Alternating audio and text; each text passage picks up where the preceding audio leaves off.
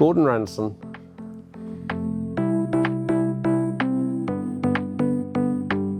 We've been talking all the way through the process, and the good thing is we're still on the same page, which is quite nice. I think for me, I didn't probably know what the process was, so we made the bird cage, and I thought possibly being a framework that would stay in the car. Then one day he said, "We'll take the bird cage off today. Can you get rid of the chassis for me and store it somewhere else because I need the room?" So we realised quite quickly that it was going to be a standalone body, then fitted to the chassis. So no, what he's built is really what I thought was going to happen. Who are you? I'm Clinton Holdsworth. I am a fabricator. It's going to be some sort of. It's got that sculpture-y type because it's all freehand, so it has to be. So the lines you have to look at them lines and think, yeah, I'm happy with that line. It's got a nice curve to it. Looks right. So yeah, it is a sculpture. Yeah. I think there's limitations to drawings. We're not in the position that we've got a 3D AutoCAD system or anything like that. I think the organic side is a little bit like it would have been in the 1920s and 30s of somebody who thought, oh, I think I'll go racing and I'll build something. And I think that's what we did. I mean, we did have a lot of ideas by what other people have done, but people haven't done an XK120. There's an XK150 that exists, which in my opinion is very square. Like where they've found things that they don't like, they've covered them with aluminium rather than design that into first phase. So no, I think the way we're doing it is an exciting way because you actually recognise what's in your head, and when it comes into being metal, then you think to yourself, yeah, no, that's it. Yeah, I still want it to be, it's a bit Jag looking, yeah. It had to be, it doesn't want to look like anything else. It wants to have its, its own sort of look, but you think, oh yeah, there's bits of, well, it will be because it's got all the running gear and that's Jag on it, so it will be, a Jag origin, if you see what I mean. Starts quite narrow at the front and moves out to the size of the petrol tank and the back axle at the rear. And you will be sitting 6 inches, tell I'm old school, in front of probably the back of the seat will be at 6 inches in front of the back axle. It's probably the widest part of the car. It allows comfortably 2 people of a good size. I think what you will notice as soon as you see this car is the size of it, and aesthetically very pleasing to look at. And I think that size, allowing it to be, if you like, more cigar shaped, longer, slimmer, I think will be again, fitting 2 people into an Austin 7, you always, they're always 1.5 people leaning over each other. This, I think, is going to be a fairly comfortable 2-seater experience, but I think aesthetically it's going to look wonderful because of the size of it. I mean, we've done that with the wheels. I mean, we're speaking about what have we done with the chassis. What we've done is we've purchased 19-inch, which is really, really old, 1920s old school Blockley tyres, to make it putting it back into that era. And just putting those onto the chassis, the bare chassis, it took it to a different dimension. Getting them panels to fit was it was it's a big learning curve, and I thought I should have put more bits of wire in to get a bit more shape. I think that would have helped a bit. When I made the panels, I put the wire edge in because I was just going to join it up, and I think I should have left it off because that would have been a bit easier. Seeing them come together, I had a bit of struggle, I must admit. It's just getting the shape right and the bits to fit. But yeah, it's going together. It's welding up. It'll be all right. Yeah. I don't know whether what we've got at our fingertips was available in the 20s and 30s. So things like riveted panels and that. I also think that possibly when people went out and raced that type of car, did they ever expect to come home without a dent or a dink or something like that? So maybe the ease of changing that. For me, it was about design and it flowing.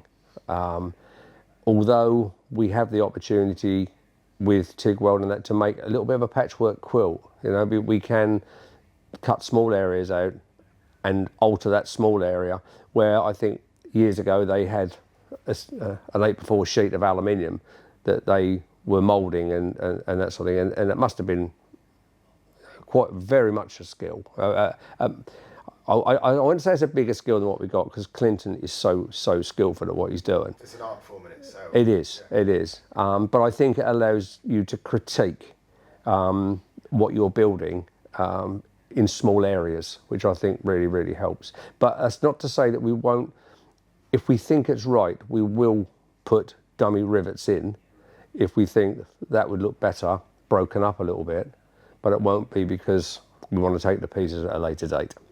It's a big learning curve for me as well. I mean, I can make panels up before, but now I'm learning how to, you know, how to put them together in the best way. I've already had to sort of change it once or twice, just for ease of putting them together, because it's quite a, you've got to get your hands around both sides, so you need to have, you know, the room. So you have to sort of, I've worked it one way, I went, oh, that's not going to work, I better do it the other way. I buy things in a way that I think that would look good and we might use that in the future. So for instance, we have P100 headlights, they're very big headlights. They're off at the chromers and the rebuilders at the moment. What is the dash going to look like? So we've done the old school pod over the steering wheel, so you can look through the steering wheel. So suddenly you think, well, the old cars really, they looked at the rev counter, not the speedometer. I've got switches that I've bought that are ex-Avro Lancaster, right? So all of these things to give it, when we did our first talk of what we were going to do, one of the things I said, I was going to keep the dashboard totally XK120. So there is a change. I don't think it will suit the car. I think it will look wrong. So discussing with Clinton, and we worked out what the shape round to follow the shape of the steering wheel. That lends itself to a nice 6-inch dial, as I said, the rev counter. So we'll then build everything else. We've spoken about, do we machine turn an aluminium dashboard? Do we matte black it? Do we have it covered in vinyl? All of these decisions are still to be made. And I think until the body's on and the bonnet is on, and because the front grill's going to be, we're not making a front grill that looks like a front grill that you would expect to see. We want to flute the front grill. We want it to come out at the front so it looks like it's cutting through the air.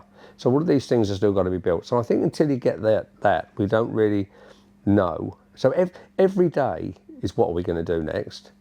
But until we get that body on and that body finished, and you can step back and go, this is what will suit the next, that's what will happen.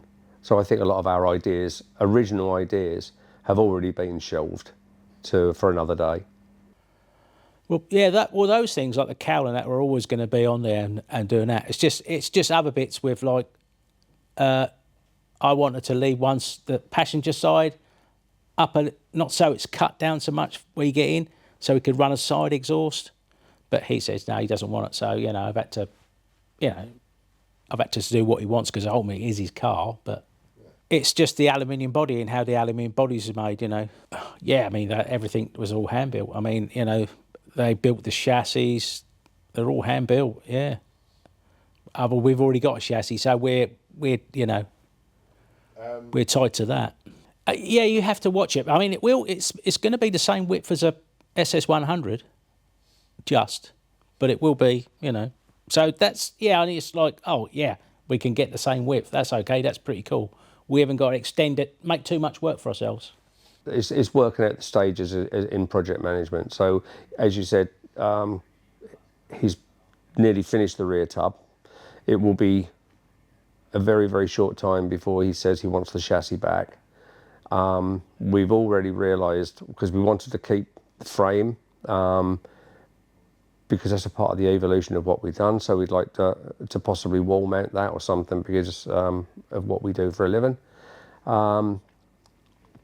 But the next stage of putting the body on, that is the next stage, is to put the body onto the chassis. But that's going to have to be on and off and quite a few times, because once we get the body on, it's not going to be very structurally sound. So we will be, for a better word, making sure that the roll bars and this sort of thing that you will not be able to see are in the right place for driver protection. So it's not just about making something look pretty, it's about somebody wanting to do whatever they want to do with this car and feel safe in the way that they can do it. I think they'd have to. I think you've got to have somebody who's interested in that sort of thing. I don't think you can sort of. It's not going to be. It's not going to be like a gentleman's car, if you know what I mean. All nice plush interior and all that. It's just going to be what it is: a raw, bare bones, sort of, pre-war race car. I think we've approached it that yes, it is going to be for sale, but it's not going to be to everybody's taste. And then we're going to obviously have the people who love XK120s in the form that they should be, need to understand why we've done it, is because there is a lot of them. The classic car market is very volatile, and more volatile than when we started the project. So we did definitely look at this and think the person who's going to buy this really has got to have a little bit of our vision. Because it isn't going to be to everybody's taste. So it's just things like colours. Even though you get the shape right, I may paint it a colour that nobody likes. But that isn't why we do it. We do it for us initially. If somebody was to walk through the door now and say, I want it, of course, then they could spec it, and we would respect that. But I hope they don't, because I think it's important for us to finish this project because we started it. I think we should finish it. And if we don't sell it, we'll keep it.